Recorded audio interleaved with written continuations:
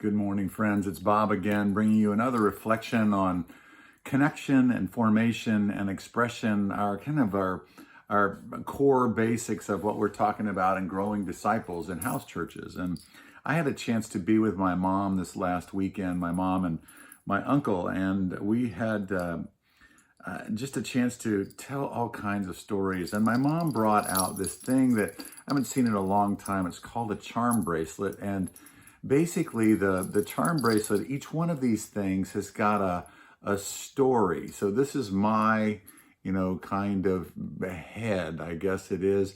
But when I was born, and she talked about all of these stories surrounding my birth. And then here's a poodle. And we had this standard sized poodle, this big poodle when I was a kid.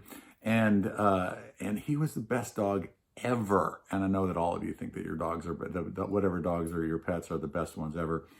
All of these different things represented her life. And when we got done with this, she was going to put it back in the case with different things. And basically it never see the light of day. And I just said, hey, Mom, can I have that? Because all of these things represent your life. These are the stories of significant events in your life.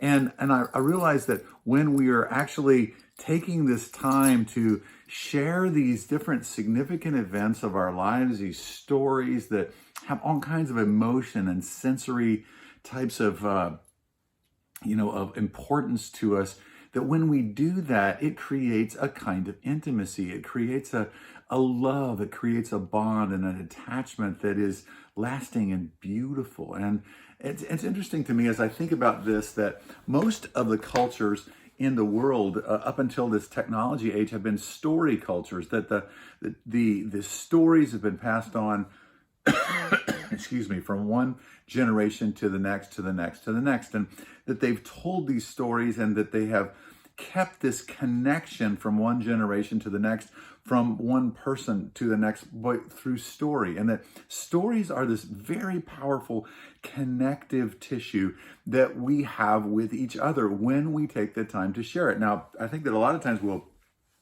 we won't share some of these important stories because we're afraid that story might not be appreciated, or it might, this might be something really important to us and not important to someone else.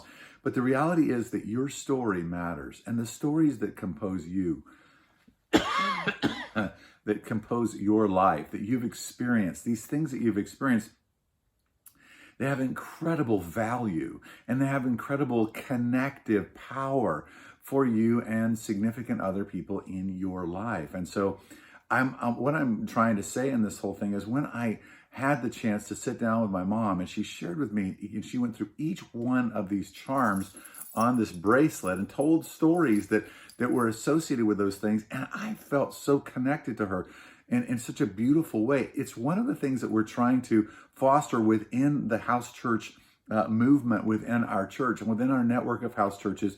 We want to see people connect deeply, and we connect deeply by sharing what's going on inside of us. And the stories of our life are part of the way that we do that we let down our guard, that we say, hey, this is something that happened in my life. It had incredible meaning, it had incredible power.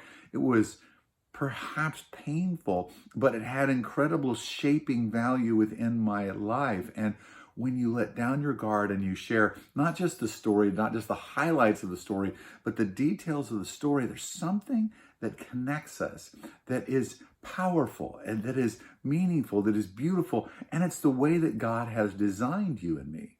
And so I want to ask you once again to take the time to join a house church and to let down your guard, and over time share all of these things about yourself with a group of people over a long period of time, where you are so connected and that you grow in that connection, in that secure connection. You are able to grow and to become the best version of you, that person that is like Jesus. That's the person that God is trying to draw out. But as long as we keep this protected life going on, we don't get to grow into those things, and we don't get to be known and know other people in this deep and profound and meaningful way. So I want to ask you to think about, what are the stories, what are the charm bracelet stories of your life, and who are you sharing those with? Thanks so much for joining me this morning. I love you. God bless you.